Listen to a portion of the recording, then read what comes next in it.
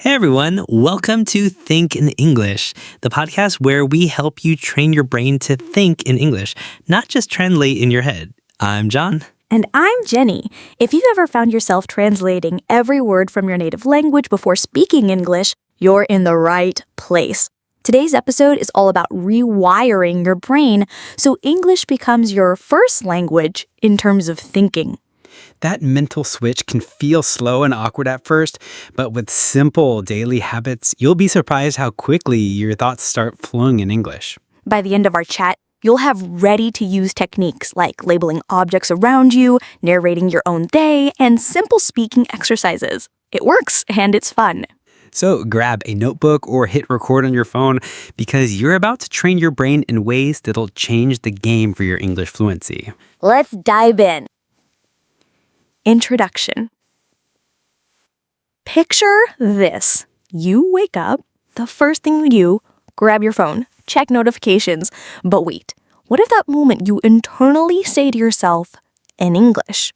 Like, good morning, world, instead of your native language. That tiny shift is where it all begins.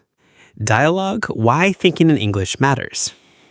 So John, why focus on thinking in English, not just speaking or listening? Great question.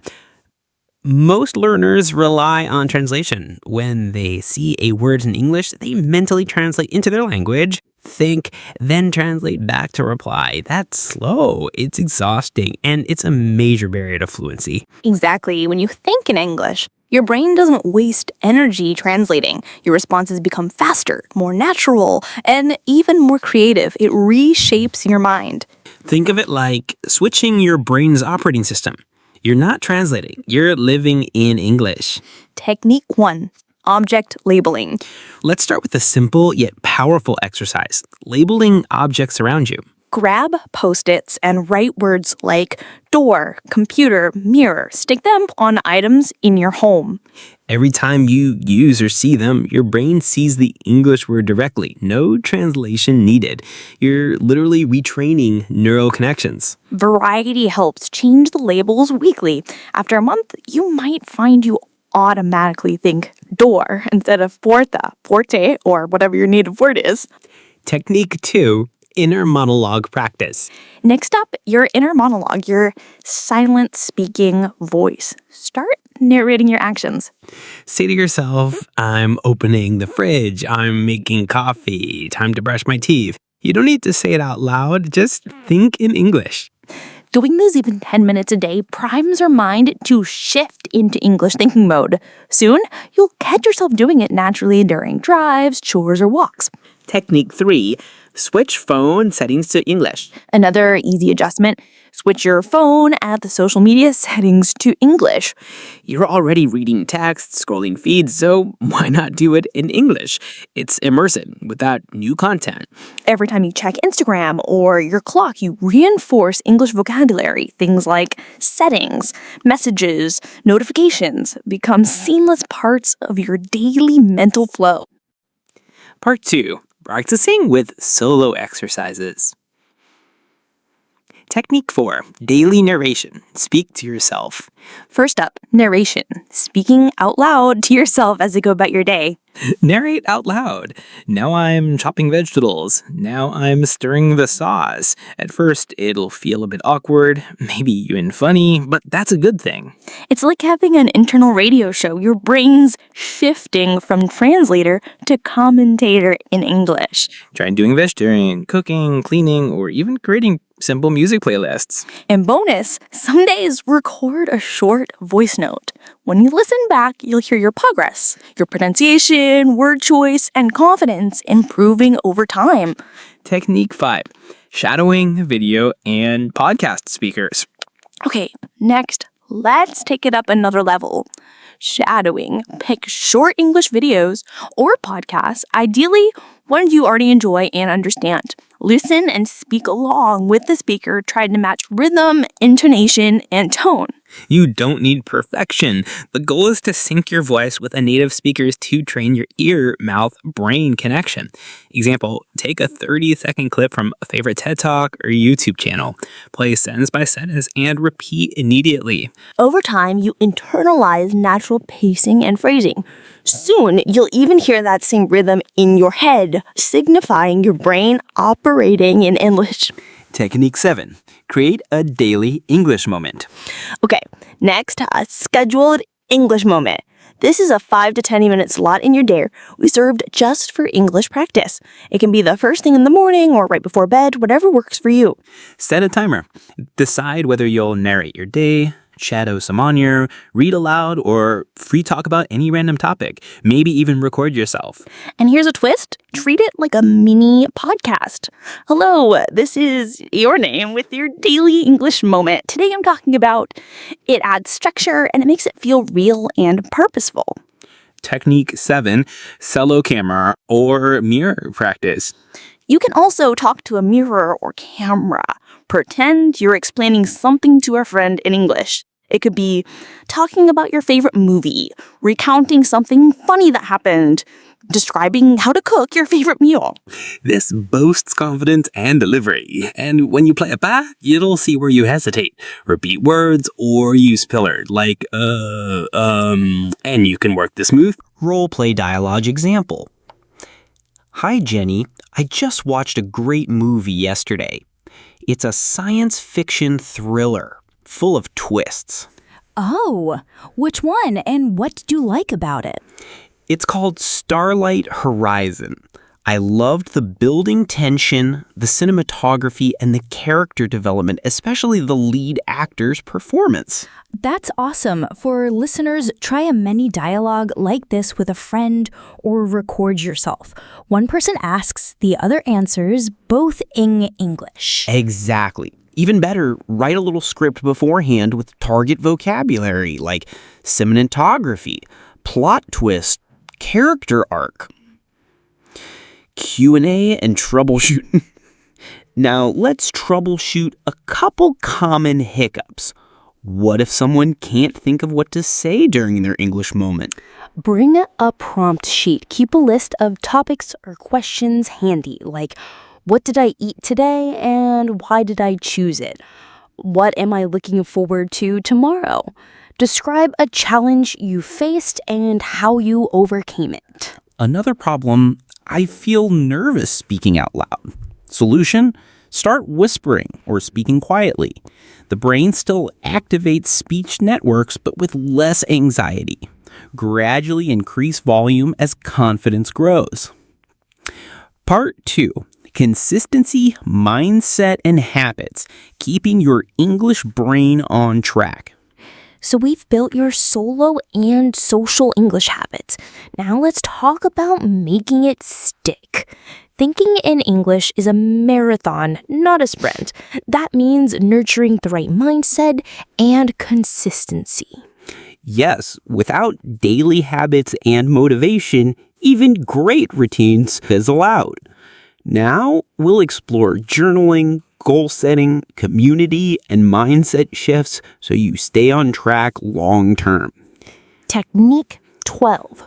Journaling for progress and reflection. Let's start with a tool we both love, journaling. Writing regularly in English helps you reflect, track progress, and retrain your brain to think in English. Absolutely. Studies show journaling improves memory, creativity, self-awareness, and reduces stress, which boosts your language learning brain muscle. Specifically for language learners, daily English journaling enhances vocabulary, grammar, and fluency. It gives you time to experiment without pressure. And Reddit users report writing a journal entry in their target language, correcting it, then speaking it aloud helps train their speaking fluency. Our recommendation, keep a simple daily log, what you did, how it made you feel, new words learned. Over time, review past entries to see growth. Technique 13. Set achievable goals and habit cues. To stay consistent, set clear, small goals and anchor them to daily routines. 1. I'll journal in English per 5 minutes after breakfast, or I'll shadow a video after dinner. Habit stacking with trusted cues is proven to work. If you miss a day, no problem. Just restart tomorrow. Experts say consistency beats perfection. Technique 14. Track progress and celebrate wins. Track your progress with a simple tracker. X is on a calendar or a journal note like 10 days straight. And celebrate small wins, speaking without pausing, using a complex sentence, thinking in English during conversations. These moments matter. Technique 15. Join a supportive community. Being part of a community, friends, online groups, forums, makes a huge difference. It provides accountability and encouragement. Language learners on Reddit, Facebook groups, or Discord often cheer each other on, share tips, and help you stay motivated. Try posting weekly goals or sharing a voice recording. Even small check-ins build commitment. Technique 16. Develop a growth mindset. Language learning is non-linear. Plateaus and hard days are normal. A growth mindset helps you see these as opportunities to grow, not failures. Remind yourself, every minute I practice, I'm reconditioning my brain. That shifting mindset keeps you engaged. Roleplay goal check-in dialogue. Hey, John, how's it going with your English habits this week? Pretty good. I journaled 4 days out of 7, shadowed 2 videos, and did 1 language exchange. That's amazing. Did you notice anything new? Yes, I realized I'm starting to think in English during narration without hesitation, and I used 2 new idioms in my exchange. Kick the bucket and on the fence. This sign is of progress. Let's celebrate that. Small wins build momentum. Troubleshooting, plateaus, and burnout. Feeling stuck week after week? Try shaking things up. Switch your journal format, learn a song, join a different practice group. Burnout creeping in? Take a micro break. Read a short story, watch a funny clip, something light in English to reconnect emotionally. Consistent language engagement not only builds fluency, but strengthens neural connections known as neuroplasticity. Learning a language can delay dementia, improve executive function, and boost creativity. So every habit you build is not just improving English, it's training your brain for long-term resilience. Part 2. Your English thinking ecosystem. Advanced tools, and final takeaways.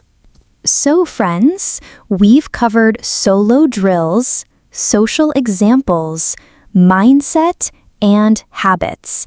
Now it's time to build your personalized ecosystem, a daily English thinking rhythm tailored for your lifestyle. Yes, this is where all parts come together. Your ecosystem ensures thinking in English becomes automatic, engaging, and sustainable. Let's design yours. Step 1. Integrate multi-sensory and immersive learning. In part 1, we talked about labels and inner monologue. Now elevate that with multi-sensory engagement. Visual, auditory, kinesthetic. Turn your surroundings into immersive English zones. Stick visual aids and flashcards where you look often.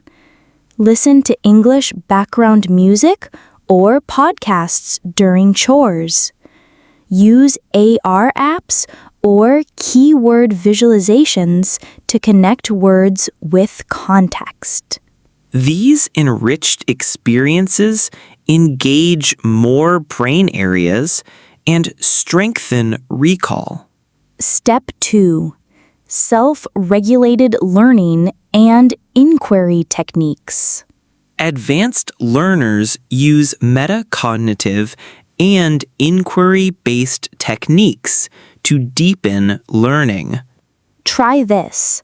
While journaling, ask yourself why you chose certain expressions. Probe deeper. Why did I use kick the bucket instead of die? This mirrors elaborative interrogation, a proven learning tool. You become not just a speaker, but an English learner who actively explores the how and why behind the language. Step 3. Anchor learning with real context and scaffolding. Use anchored instruction strategies. Embed English practice in real contexts. Example. Pick a problem like planning a road trip and think it through in English. Narrate your choices, weigh options, research in English. You get language plus cognitive scaffolding. Your vocabulary, problem solving, and English fluency grow together. Step 4. Celebrate identity, motivation, and advanced reflection. Research reveals 3 pillars of advanced fluency: use, motivation, and identity. Here's how to apply it. Use. Commit to 30 minutes of English interaction daily. Journal, talk, podcast.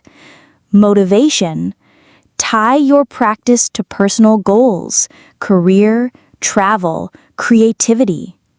Identity. See yourself as an English thinker, speaker. Speak that truth. Reflect weekly. What progress did you make? What shifted in your English mindset? Step 5. Real success stories. A community member, Maria from Brazil, wrote, "I started shadowing and journaling daily, but the game changer was narrating my routines out loud. Within 2 months, I caught myself thinking in English subconsciously." And Rajiv in India joined video language parties and now conducts his entire workday in English mental narration, calling, emails, even planning in English. It changed everything. Bonus strategy. Gamify and spice things up. Keep practice fun. Use apps like Memrise, join English-speaking games, or set playful challenges like a 5-day storytelling streak or English-only cooking show live stream. Gamification adds excitement and variety, crucial to beat boredom and burnout. Now, guys, you've built a full English thinking ecosystem: solo and social habits, mindset tools, real-world context, and motivation pillars. Each part feeds the other in a virtuous cycle. Remember, small daily steps, 5 minutes journaling, a shadowing clip, an English chat compound into profound fluency. Your brain is changing every day. Keep going. You're halfway. Someday your English flow will feel effortless. Thanks for joining Mind Speak English. Tag us with your journey and share this series with fellow learners. Keep thinking, speaking, living English. See you on the other side. Thanks for watching.